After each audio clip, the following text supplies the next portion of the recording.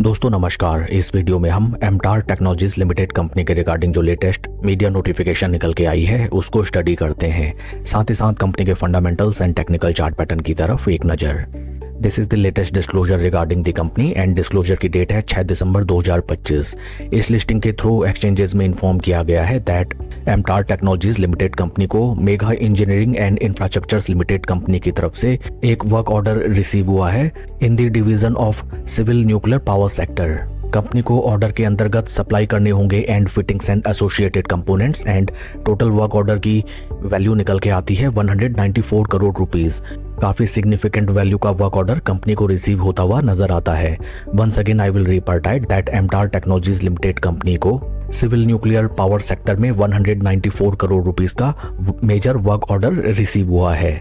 इतने significant work order का benefit not only हमें कंपनी के आने वाले quarterly and yearly sales and revenue figures में देखने के लिए मिलेगा, साथ ही साथ इसका बेनिफिट हमें डेफिनेटली कंपनी के शेयर प्राइस पे भी आते हुए दिखाई देगा। कंपनी के फंडामेंटल्स अगर हम देखें, right now stock is trading at a P of 163.48 जबकि इंडस्ट्री का पी है 41.38।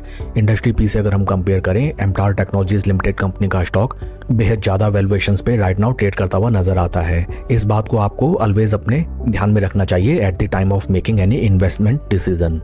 Market cap of companies 7,315 crore and current market price of share is 2,383.90। सितंबर क्वार्टर की अगर हम लेटेस्ट स्टेक होल्डिंग देखें, promoter share holding is at 31.41। इसमें थोड़ी बहुत हमें गिरावट आती हुई नजर आती है from the previous levels of 31.65। FIIs की पोजीशन 7.57 से इंक्रीज होकर 9.21। काफी सिग्निफिकेंटली एफआईआईज ने अपनी पोजीशन कंपनी में इंक्रीज की है इन सितंबर क्वार्टर।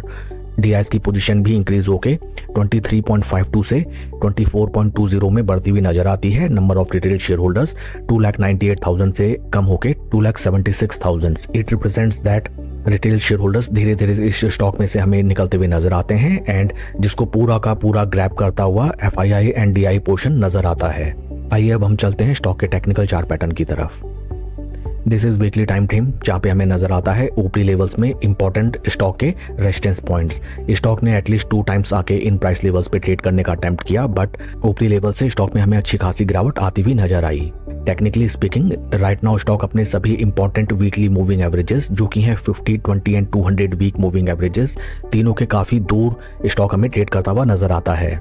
साथ ही साथ में हाल फिलहाल स्टॉक में हमें इंक्रीजिंग वॉल्यूम ट्रेंड्स भी नजर आते हैं। शेयर के परफॉर्मेंस को अगर हम कंपेयर करें विद निफ्टी 50, यहाँ पे भी हमें नजर आता है दैट स्टॉक काफी हैंडसमली अपने जीरो लेवल्स के ऊपर for a longer duration of time trade करते हुए।